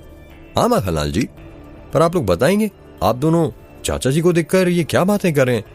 और ये भिखारी कैमरा चोरी क्या लाकर खाया आप दोनों ने? पहले सुमित तुम हमें अपने चाचा के बारे में बताओ, इनका नाम क्या था? अजय ने कहा, चाचा जी का नाम संजू था, संजू मुंशी। दादाजी के 2 बेटे थे। बड़े लड़के का नाम कमल था, जो कि मेरे पिताजी हैं, और संजू चाचा दादाजी के छोटे लड़के थे। बचपन से ही संजू चाचा दादाजी के बड़े लाडले थे। उनकी हर ख्वाहिश पूरी करते थे, पर वो उनकी ख्वाहिश पूरी नहीं कर पाए, जिसके कारण उन्होंने घर छोड़ दिया। कैसी ख्वाहिश? अजय ने कहा, संजू चाचा एक लड़की से प्यार करते थे, पर दादाजी उस रिश्ते के खिलाफ थे, जिस कारण संजू चाचा ने घर छोड़ दिया और वो उस लड़की के साथ भाग गए। चाचा उस लड़की के साथ कहां पर भागे कुछ पता ही नहीं चला। तब से लेकर आज तक चाचा वापस नहीं लौटे। ना चाचा ने हमारी सूरत देखी और ना ही हमने उनकी। क्या तुम उस लड़की का नाम बता सकते हो जिसके साथ तुम्हारे चाचा यानी संजू भागा था? अजय ने कहा, नहीं, मुझे उसका नाम नहीं पता, पर दादा बताते थे कि उस लड़की ने चाचा जी को अपने प्यार में पागल कर दिया था। दिन रात उसी के बारे में बातें किया करते थे। ऐसा लगता था जैसे कोई काला जादू कर दिया, जैसे वशीकरण किया हो। क्या कहा, वशीकरण? माखनलाल ने हैरानी के साथ कहा, हाँ वशीकरण। तभी तो चाची जी ने एक लड़की के चक्कर में अपने पिता पर हाथ उठा लिया था। भला कोई अपने पिता के साथ ऐसा करता है क्या? दादाजी आज तक उस बात को नहीं भूले हैं, पर क्या करे, बेटा तो बेटा होता है। दादाजी आज भी अपने बेटे से बहुत प्यार करते हैं, इसलिए उनकी फोटो ला कर रखी हुई है। जब भी उनकी याद आती है उस फोटो को देख लेते हैं। औलाद भले ही किसी के लिए अपने माता पिता को भूल जाए, पर माता पिता कभी अपनी औलाद को नहीं भूल पाते। सही कहा, माखनलाल ने कहा। अब आप बताएंगे, आप चाचा जी के बारे में क्यों पूछ रहे थे? वो इसलिए कि आज से 1 साल पहले एक भिखारी ने एक चोरी की थी रुद्र के कैमरे की, और तुम्हें पता है वो भिखारी कोई और नहीं, तुम्हारे संजू चाचा थे। क्या कहा, मेरे चाचा? सुमित ने हैरानी के साथ कहा, हाँ सुमित, और तुम्हें जानकर और बुरा लगेगा कि अब तुम्हारे चाचा इस दुनिया में नहीं रहे। माखनलाल ने कहा, क्या कहा, चाचा इस दुनिया में नहीं रहे? सुमित ने कहा। इतना कहकर सुमित रोने लग जाता है। हाँ सुमित, संभालो अपने आप को। माखनलाल ने सुमित के कंधों पर हाथ रखते हुए कहा, चाचा जी की मौत कैसे हुई थी? सुमित ने कहा, उनका किसी ने खून किया था, किसी ने बड़ी बेरहमी से मारा था उन्हें। अजय ने कहा, कैसे मारा गया था मेरे चाचा जी को, मैं जानना चाहता हूं। सुमित ने रोते हुए कहा, किसी ने उनकी नाभि गायब कर दी थी। क्या कहा, नाभि गायब कर दी थी? सुमित ने हैरानी के साथ कहा, हाँ। आजकल तुमने नाभि वाले केसेस के बारे में तो सुना ही होगा, जो बलमाटोला गांव में हो रहे। हाँ सुना है, पर उन्हें तो मेघ की चुड़ैल ने मारा है ना? हाँ बिल्कुल सही कहा, माखनलाल ने कहा। माखनलाल तुम चुप रहो, ये तुम कैसी बातें कर रहे हो? सुमित, ये चुड़ैल वुड़ैल कुछ नहीं होती, समझे? तुम्हारे चाचा को एक साइको किलर ने मारा है, और बहुत जल्द हम उस साइको किलर को पकड़ लेंगे। मुझे नहीं पता मेरे चाचा को किसी साइको किलर ने मारा या चुड़ैल ने। मैं बस आप लोगों से इतना चाहता हूं कि मेरे चाचा के कातिलों को सजा होनी चाहिए, चाहे वो कोई साइको किलर हो या फिर चुड़ैल। क्या तुम्हारे पास तुम्हारे चाचा की कोई और फोटो है? जी नहीं, हमारे घर में उनकी बस एकमात्र यही तस्वीर है। तो फिर ये तस्वीर हमें लेनी पड़ेगी, हो सकता है ये हमें आगे किसी काम आ जाए। जी अच्छा ठीक है, फिर अब हम निकलते हैं। तुम अपना और अपने दादाजी का ख्याल रखना। अजय और माखनलाल राजन मुंशी घर से निकल जाते हैं। सुबह के 10 बज रहे थे। रुद्र और उसके दोस्त छत पर बैठकर बातें कर रहे थे। यार, वक्त का कुछ पता ही नहीं चलता ना, कितनी जल्दी निकल जाता है। ऐसा लगता है बस अभी कल ही की तो बात है जब अपन पहली बार रुद्र के घर आए थे। अनन्या ने कहा, हाँ यार सही कहा, गुजरता वक्त है और खर्च हम हो जाते हैं। अर्जुन ने कहा, यार मुझे तो अभी भी यही लगता है कि हम अभी कॉलेज में ही हैं।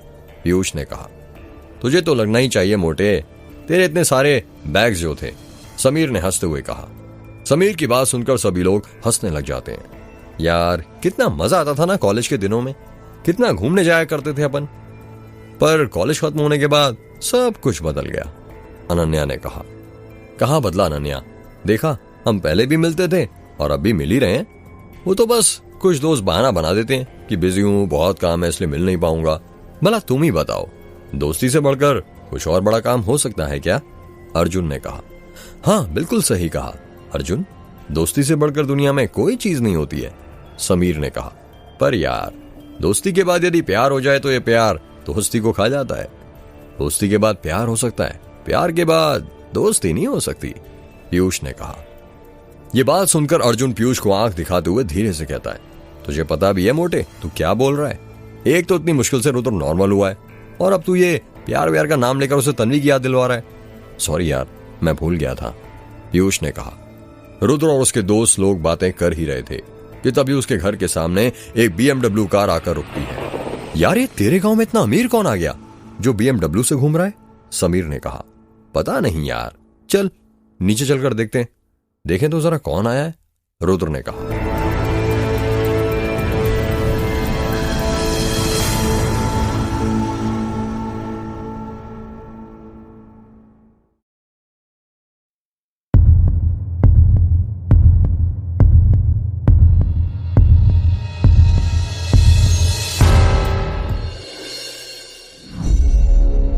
रुद्र और उसके दोस्त लोग नीचे आ जाते हैं। कार की आवाज सुनकर आयशा, संतोष और स्वाति भी हवेली के अंदर से बाहर आ गए थे। ए जी, ये गाड़ी तो दासगांव के सरपंच महेंद्र जी की है ना? आयशा ने संतोष से कहा। हाँ आयशा, लग तो उन्हीं की रही है, और आसपास के सभी गांव में एक उन्हीं के पास तो इतनी महंगी कार है, संतोष ने कहा।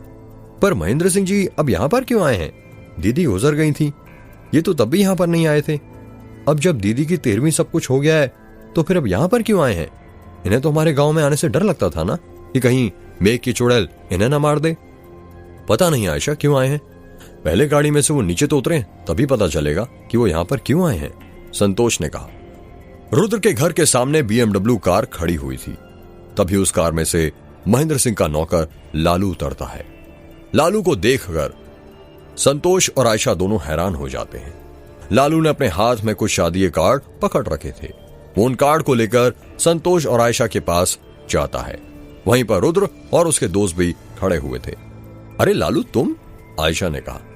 जी मैं मुझे ठाकुर साहब ने भेजा है। ठाकुर साहब ने? पर क्यों? वो मुझे बड़े बाबू यानी कुलदीप का रिसेप्शन कार्ड आपको देना था। क्या कहा? कुलदीप के रिसेप्शन का कार्ड देना था? मतलब कुलदीप ने शादी कर ली? पर कब? आयशा ने कहा। वो सब तो हमें नहीं पता, हम तो नौकर आदमी हैं। ठाकुर साहब बोले कि आपको कार्ड दे आए तो हम देने आ गए। तो क्या आपके ठाकुर साहब के पास इतना भी वक्त नहीं है कि वो खुद हमें कार्ड देने आ जाए? एक नौकर के हाथों कोई न्योता भिजवाता है क्या? क्या वो रीति रिवाज संस्कार सब भूल गए? वो क्या है ना, आपको तो पता ही होगा, आपके गांव के ऊपर उस चुड़ैल का साया मंडरा रहा है। इसी डर से वो आपके गांव नहीं आए, वरना याद तो आप लोगों को बहुत करते हैं वो। हाँ वो तो दिख ही रहा है कितना याद करते हैं। दीदी के अंतिम संस्कार में भी नहीं आए, आयशा ने गुस्से में कहा। आयशा तुम गुस्सा क्यों करती हो? संतोष ने कहा। संतोष आगे कहता है, उनकी मजबूरी भी समझो। लाओ तुम मुझे कार्ड दे दो लालू। जी मालिक, देता हूं, लालू ने कार्ड संतोष को देते हुए कहा। अच्छा अब मैं चलता हूं, हर हर महादेव। इतना कहकर लालू वहां से चला जाता है। संतोष वो कार्ड लेकर घर के अंदर चला जाता है। माखनलाल और अजय पुलिस स्टेशन में बैठे हुए थे। अजय बहुत देर से चुपचाप बैठा हुआ था, ऐसा लग रहा था कि वो कुछ सोच रहा है। माखनलाल ने आज तक अजय को इतनी गंभीर अवस्था में नहीं देखा था। क्या हुआ साहब, आप क्या सोच रहे हैं? माखनलाल ने कहा। माखनलाल कुछ सोच ही तो नहीं पा रहा हूं, कुछ समझ नहीं आ रहा है कि क्या करूं। एक तो नए नए केस आते जा रहे हैं, वो तो सॉल्व होते नहीं, ऊपर से पुराने केसेस की फाइल और खुल जाती है। अभी कुछ दिनों पहले हम रुद्र की मां के कातिल को ढूंढ रहे थे, और अब वापस से वो भिखारी संजू के खून पर आ गए। साहब मेरी दादी कहती थी, जब आपका दिमाग ना चले तो पानी पीजिए, हर समस्या का समाधान ठंडे दिमाग से होता है, गर्म से नहीं। लीजिए पानी पीजिए। नहीं माखनलाल, पानी पीने से कुछ नहीं होने वाला। अरे पीजिए तो सही, माखनलाल ने अजय की तरफ गिलास करते हुए कहा। माखनलाल के जोर देने पर अजय पानी पी लेता है। साहब आपने एक बात तो नोटिस की होगी कि रुद्र की मम्मी और भिखारी दोनों की नाभि गायब थी, जिससे यह साबित होता है कि दोनों का खूनी एक ही है। हाँ ये बात तो है माखनलाल, पर आगे क्या? खूनी तक कैसे पहुंचे, हमारे सारे दरवाजे यहां पर आकर बंद हो जाते हैं। ये बात तुम्हें भी पता है कि अब तक 38 जो नाभि वाले केसेस हुए हैं, उन सबका कातिल एक ही है, पर अभी तक हम उसे पकड़ नहीं पाए हैं। साहब पकड़ेंगे तो तब ना जब वो जिंदा हो, चुड़ैल को भला कोई पकड़ पाता है क्या? माखनलाल तुम फिर शुरू हो गए। सॉरी साहब। अजय की टेबल पर ही भिखारी की फाइल और उसकी फोटो रखी हुई थी, जिसमें उसके साथ राजन मुंशी भी था। ये वही फोटो थी जो अजय ने सुमित से राजन मुंशी घर से ली थी। अजय बार बार भिखारी की फोटो देख रहा था। माखनलाल, जरा ब्लैक मार्कर तो देना। जी साहब, अभी देता हूं। माखनलाल अपनी टेबल पर का ब्लैक मार्कर अजय को देता है। अजय उस ब्लैक मार्कर से वो फोटो जिसमें संजू जवान दिख रहा था, उसमें उसकी दाढ़ी मूछें बनाने लग जाता है। अरे साहब, ये आप क्या कर रहे हैं? आपको सुमित ने बताया था ना कि उसके पास उसके संजू चाचा की बस एक ही फोटो बची है और आप उसे भी खराब करने पर तोले हुए हैं। अजय माखनलाल की बातों का कुछ जवाब नहीं देता है। जब संजू की मूछें दाढ़ी बनाकर हो जाती हैं तो अजय कहता है, याद है माखनलाल, जब पिछले साल रुद्र का कैमरा घुमा था और हम इस भिखारी का पता कर रहे थे तो हमें पता चला था कि इस भिखारी को एक लड़की के साथ देखा गया था और लोगों ने जिस टाइप से उस लड़की का हुलिया बताया था वो गौरी की तरह थी। हाँ साहब, याद है। और सुमित ने हमें बताया था कि संजू एक लड़की से प्यार करता था और उसके साथ भाग गया था। हाँ साहब, पर आप कहना क्या चाहते हैं? माखनलाल, मुझे ऐसा क्यों लगता है कि ये जो गौरी थी वो संजू यानी भिखारी की बेटी थी जिसके साथ लोगों ने उसे देखा था और वो लड़की कोई और नहीं गौरी हो। हाँ साहब, ये हो सकता है कि संजू को उसकी पत्नी से एक बेटी हुई हो, पर आपको याद है ना, हमें मेघ गांव के अंदर एक फाइल भी मिली थी जब हम 19 साल पहले जलाई गई औरत के बारे में छानबीन कर रहे थे। हाँ याद है, वो गौरी की फाइल थी ना। वही तो साहब, उस फाइल में किसी ने उसकी गुमशुदा होने की रिपोर्ट लिखवाई थी। वही तो साहब, यही तो मेरी समझ में नहीं आता कि ये कैसे पॉसिबल है। जरा मुझे 19 साल पहले की गौरी की फाइल निकाल कर देना। पर क्यों साहब? अरे तुम दो तो सही, तुम सवाल ज्यादा पूछते हो और काम कम करते हो। माखनलाल पास में रखी फाइलों की रैक के पास जाता है और गौरी की फाइल ढूंढने लग जाता है। कुछ ही देर बाद उसे गौरी की फाइल मिल जाती है और वो उस फाइल को लेकर अजय के पास जाता है। उस फाइल के ऊपर गौरी की फोटो लगी हुई थी। माखनलाल, जरा देखना तो, किसने 19 साल पहले गौरी के गायब होने की रिपोर्ट लिखवाई थी? जी साहब, अभी देखता हूं। माखनलाल फाइल के पन्ने पलटने लग जाता है। साहब, इसमें तो संजू लिखा है, जरा पूरा नाम पढ़ना। साहब, संजू मुंशी, राजन मुंशी का बेटा यानी भिखारी। हाँ साहब। जरा अब ये देखो, ये उसका गौरी के साथ क्या संबंध है? माखनलाल फिर फाइल के पन्ने पलटने लग जाता है। अचानक से पन्ने पलटते पलटते माखनलाल एक पेज पर आकर रुक जाता है और उस पेज पर जो लिखा था उसे पढ़कर चुप हो जाता है। ऐसा लगता है जैसे गौरी का संबंध पढ़कर उसे बहुत बड़ा शौक लग गया हो।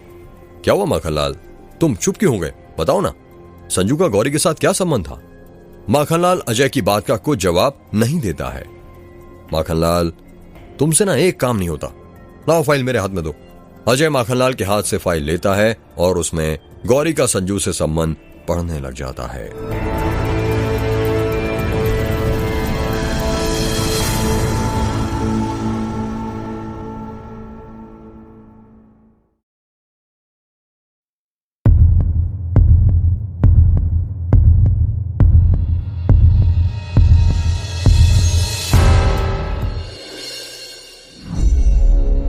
अजय गौरी की फाइल में भिखारी और उसका संबंध पढ़ने लग जाता है। गुमशुदा का नाम गौरी, उम्र 24 वर्ष, रंग गोरा, रिपोर्ट लिखवाने वाले का नाम संजू मुंशी, संबंध पति। व्हाट? अजय ने हैरानी के साथ कहा। इसका मतलब वो भिखारी यानी संजू गौरी का पति था, जिसे भी थोड़ी देर पहले हम उसका बाप समझ रहे थे। हाँ साहब, वो भिखारी गौरी का पति था, वही गौरी जिसकी रुद्र के साथ शादी होने वाली थी, माखनलाल ने कहा। पर माखनलाल, यदि भिखारी ने यानी संजू ने 19 साल पहले गौरी की गुमशुदगी की रिपोर्ट लिखवाई थी तो पिछले साल जिस गौरी की रिपोर्ट रुद्र ने लिखवाई थी वो कौन थी? साहब, आप अभी तक नहीं समझे। संजू की गौरी और रुद्र की गौरी दोनों एक ही हैं, ये कोई दो लड़कियां नहीं हैं। पर ऐसा कैसे हो सकता है माखनलाल? फिर इस हिसाब से तो गौरी की उम्र करीब 45 साल होनी चाहिए थी। और तुमने खुद देखा था ना, तालाब के पास जो हमें गौरी की लाश मिली थी उसमें वो जवान थी, लगभग उसकी उम्र करीब 24 साल की थी, जैसा रुद्र की मां ने बताया था। साहब, वही तो याद है, मैंने उस वक्त भी आपसे कहा था कि गौरी एक डायन है और आज ये बात साबित हो गई है, क्योंकि डायन कभी बूढ़ी नहीं होती है, ठीक गौरी की तरह वो भी बूढ़ी नहीं हुई। मैंने उसका पति संजू यानी भिखारी बूढ़ा हो गया हो। चलो माखनलाल, इस बार तुम्हारे कहने पर मैं ये बात मान भी लूं कि गौरी एक डायन थी, पर क्या तुम अब मुझे बताओगे कि गौरी की जब भिखारी के साथ शादी हो गई थी तो फिर वो रुद्र के साथ शादी क्यों करना चाहती थी? इसका जवाब तो अब गौरी को ही पता होगा साहब। तो अब फिर मैं गौरी से कैसे पूछूं? वो तो मर गई है ना। हाँ साहब, गौरी तो मर गई है और वही मेरे समझ में नहीं आ रहा कि एक डायन को कौन मार सकता है। साहब, ये केस सुलझने की जगह और उलझता जा रहा है। माखनलाल, तुम गलत कह रहे हो। केस उलझने की जगह सुलझ रहा है। बस हमें सब पहलुओं को अच्छे से जमाना है। याद है जब भिखारी के घर हम गए थे तो हमें उसकी संदूक के अंदर से रुद्र के बचपन की फोटो मिली थी? हाँ साहब, याद है। इसका मतलब संजू रुद्र को पहले से जानता था। रुद्र की मां की मौत मेघ गांव में हुई। गौरी और ये संजू दोनों पहले मेघ गांव में रहते थे। लोगों का मानना है कि मेघ गांव में एक चुड़ैल घूम रही है जिसे 19 साल पहले तीनों गांव के सरपंचों ने मिलकर जला दिया था। जिस औरत को जलाया गया था उसका नाम छाया था। इन सभी चीजों में से एक बात कॉमन है माखनलाल, और वो ये कि सभी का कनेक्शन मेघ गांव से है। हाँ साहब, ये बात तो है। अब हमें तीनों चीजें पता करनी है माखनलाल। वो क्या साहब? पहली ये छाया कौन थी, दूसरी ये गौरी कौन थी। हमें दोनों की जन्म कुंडली निकालनी है, हो ना हो इनका आपस में कुछ तो कनेक्शन है। और तीसरी बात साहब, वो क्या पता करनी है? यह कि भिखारी यानी संजू के पास रुद्र की बचपन की फोटो कैसे पहुंची। ठीक है साहब, मैं अभी से पता करना शुरू कर देता हूँ। रात के 12 बज रहे थे और अजय अपने घर में सो रहा था। अजय अपने घर में अकेला रहता था। कमरे की लाइट उसने बंद कर रखी थी, जिस कारण कमरे के अंदर बहुत अंधेरा था। अजय के कमरे के अंदर पास में ही खिड़की थी, जिससे बाहर की ठंडी ठंडी हवाएं कमरे के अंदर आ रही थीं और अजय के चेहरे को स्पर्श कर रही थीं। अजय गहरी नींद में ही सो रहा था। तभी उसे एक सपना आता है। उस सपने में वो देखता है कि गौरी नर्स की ड्रेस पहनी हुई थी और वो एक अस्पताल के अंदर थी। अस्पताल के अंदर ज्यादा भीड़ नहीं थी, पर लोगों का और स्टाफ का आना जाना लगा हुआ था। गौरी बहुत डरी हुई लग रही थी और लोगों से छुपते छुपते अस्पताल के अंदर कहीं जा रही थी। वो बार बार अपने आजू बाजू देख रही थी कि कहीं उसे कोई देख तो नहीं रहा है। अचानक से अजय के सपने में काला अंधेरा छाता है और अगले ही पल गौरी के हाथ में एक नवजात बच्चा आ जाता है। गौरी उस बच्चे को लोगों से छुपा छुपा कर चल रही थी। गौरी अस्पताल के ही एक कमरे के अंदर जाती है और उस बच्चे को बेंच पर रख देती है। टेबल के ऊपर कई सारी छोटी छोटी बोतल रखी हुई थी, जिसके अंदर दवाइयां थी। गौरी एक इंजेक्शन निकालती है और उस बोतल की दवाई इंजेक्शन के अंदर लेती है। इंजेक्शन तैयार हो गया था। गौरी फिर अपने आसपास देखती है कि कहीं उसे कोई देख तो नहीं रहा है। जब उसे पूरी तरह यह एहसास हो जाता है कि उसे कोई नहीं देख रहा है, तो गौरी वो इंजेक्शन उस नवजात बच्चे को लगाने लग जाती है। जैसे ही गौरी उस बच्चे को इंजेक्शन लगाती है, वो बच्चा रोना शुरू कर देता है। बच्चा जोर जोर से रोए जा रहा था। बच्चे की आवाज अजय के कानों में गूंजने लग जाती है और वो झटपटाहट के साथ उठ जाता है। जब अजय अपने सपने में से जागता है तो बिस्तर पर ही उठकर बैठ जाता है और याद करने लग जाता है कि उसने सपने में क्या देखा था। अजय सोचने लग जाता है कि आखिर उसे गौरी का सपना क्यों आया था और उसके हाथ में किसका बच्चा था और उसे गौरी इंजेक्शन क्यों लगा रही थी। खिड़की से अभी भी ठंडी ठंडी हवाएं अजय के कमरे के अंदर आ रही थीं। अजय बेड के पास ही रखी पानी की बोतल उठाता है और उससे पानी पीने लग जाता है। जैसे ही उसके गले में पानी की एक घूंट जाती है, अजय को किसी बच्चे की रोने की आवाज सुनाई देने लग जाती है। पहले तो अजय को लगता है कि उसका कोई वहम है, पर जैसे जैसे वो बोतल का पानी पीता जा रहा था, बच्चे की रोने की आवाज और तेज होती जा रही थी। बच्चे के रोने की आवाज अजय के कमरे के नीचे से आ रही थी। अजय अपने कमरे की लाइट चालू करता है और अपने कमरे के बाहर नीचे हॉल में जाने लगता है। जैसे जैसे अजय नीचे हॉल में जाता जा रहा था, बच्चे के रोने की आवाजें और तेज होती जा रही थीं। ई कर करके बच्चा बार बार रोए जा रहा था। नीचे हॉल के कमरे में भी बहुत अंधेरा था, जिस कारण अजय को ज्यादा कुछ दिखाई नहीं दे रहा था। अजय हॉल की लाइट चालू करने जाने लगता है, पर तभी उसे ऐसा लगता है कि सोफे के नीचे से किसी बच्चे के रोने की आवाज सुनाई दे रही थी। अजय लाइट जलाना छोड़ के सोफे के नीचे देखने लग जाता है। बच्चा अभी भी रोए जा रहा था। अजय धीरे से नीचे झुकता है और अपने मोबाइल के टॉर्च के सहारे सोफे के नीचे देखने लग जाता है। जैसे ही वो सोफे के नीचे देखता है, किसी बच्चे के रोने की आवाज और तेज सुनाई देने लग जाती है, पर सोफे के नीचे अजय को कोई बच्चा दिखाई नहीं देता है। अजय हैरान हो जाता है और सोचने लगता है कि यदि सोफे के नीचे कोई बच्चा नहीं है तो यह आवाज कहां से सुनाई दे रही है।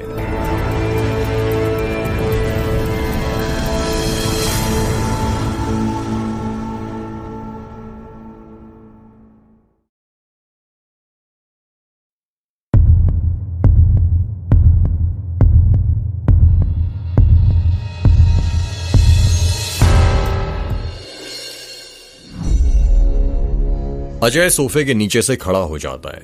जैसे ही वो खड़ा होता है उसका सिर घूमने लग जाता है। अजय का सिर चकराए जा रहा था। अजय का मोबाइल उसके हाथों से नीचे गिर जाता है। मोबाइल की स्क्रीन टूटने की आवाज सुनाई देती है। बच्चे के रोने की आवाजें अभी भी सुनाई दे रही थीं। अजय अपने दोनों हाथों से अपने कान बंद कर लेता है, पर फिर भी उसे बच्चे के रोने की आवाजें सुनाई दे रही थीं। अजय के कानों में लगातार बच्चे के रोने की आवाजें गूंजे जा रही थीं। अजय का बहुत तेज सिर दर्द करने लगता है और वो सोफे पर ही लेट जाता है। अजय ने अपने दोनों हाथों से कान बंद किए थे और हाथों को कान पर रखे रखे ही अजय सोफे के ऊपर सो जाता है। सुबह के 12 बज रहे थे और रुद्र के घर में डॉक्टर माधवी आई हुई थी। डॉक्टर माधवी स्वाति के कमरे में उसका इलाज कर रही थी। स्वाति बेड पर लेटी हुई थी और डॉक्टर माधवी अपने स्टेथोस्कोप से स्वाति की जांच कर रही थी। आयशा और संतोष भी उसी कमरे में बाहर खड़े हुए थे। रुद्र और उसके दोस्त लोग भी वहीं पर खड़े हुए थे। तो कब से दर्द हो रहा है स्वाति बेटा आपका पेट? डॉक्टर माधवी ने स्वाति से पूछा। कल रात से ही दर्द हो रहा है मैम, स्वाति ने कहा। अच्छा, क्या इससे पहले कभी दर्द हुआ है? जी कभी कभी तो दर्द होता था, पर कल रात इतनी तेज पेट में दर्द होने लगा कि मैं आपको बता नहीं सकती मैम। ऐसा लग रहा था जैसे कोई पेट में सुइयां चुभो रहा हो। क्या कहा, सुइयां?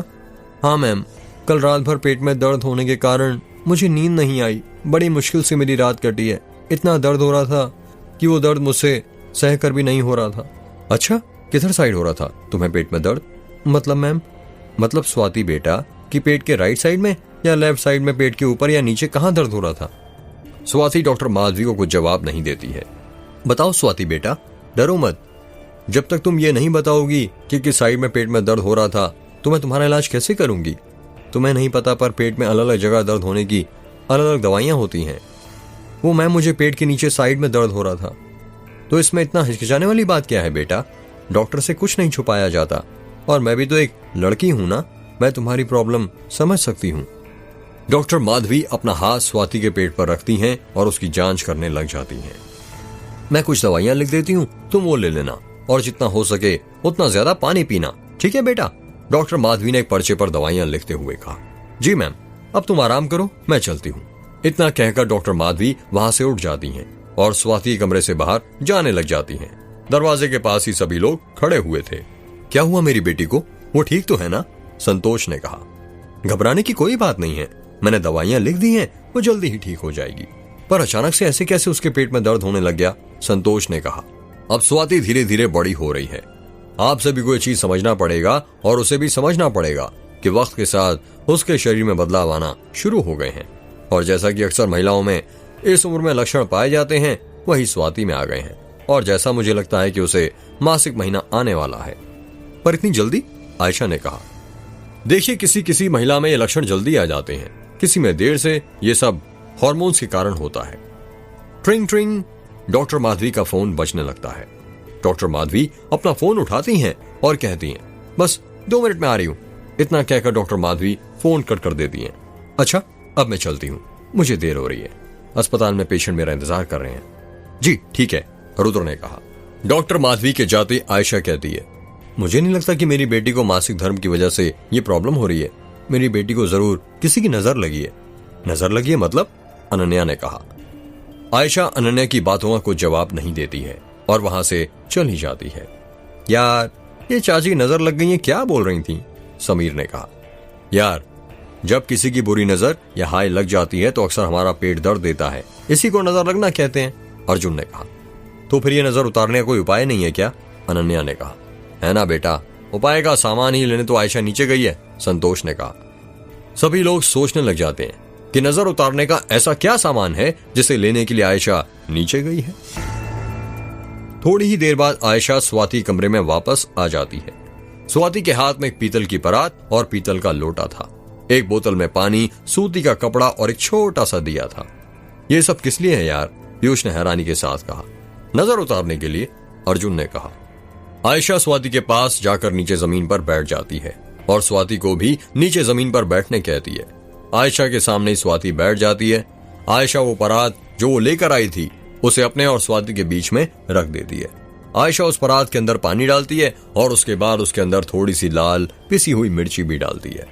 पीयूष, समीर और अनन्या के कुछ समझ नहीं आ रहा था कि रुद्र की चाची क्या कर रही हैं। वो हैरानी के साथ रुद्र की चाची को घूरे जा रहे थे। आयशा अपने साथ जो लोटा लेकर आई थी उसके अंदर वो एक छोटी सी लकड़ी के सहारे एक सूती का कपड़ा चिंदी फंसा देती है। सूती का कपड़ा पतला और लंबा था। आयशा माचिस से दिया जलाती है और पीतल का लोटा उठाती है। पीतल के लोटे को उठाने के बाद जिसके अंदर कपड़े का टुकड़ा बना हुआ था उसकी डोर दिए की लौ तक आ रही थी। आयशा उस कपड़े को जला देती है। कपड़ा जलने लगता है। कपड़े के जलने की महक कमरे में महकने लग जाती है। आयशा लोटे के सहारे उस जलते हुए कपड़े से स्वाति की नजर उतारने लग जाती है। आयशा लोटे को स्वाति के ऊपर से उल्टा घुमाने लग जाती है। आयशा मन ही मन कुछ बोले जा रही थी। उसके होंठ चल रहे थे। आयशा मन ही मन कुछ बड़बड़ाए जा रही थी। यार, ये रुद्र की चाची के होंठ क्यों चल रहे हैं? वो क्या बड़बड़ा रही हैं? पीयूष ने कहा। वो गाली दे रही हैं। अर्जुन ने कहा। क्या कहा? गाली दे रही हैं? पर किसे? अनन्या ने हैरानी के साथ कहा।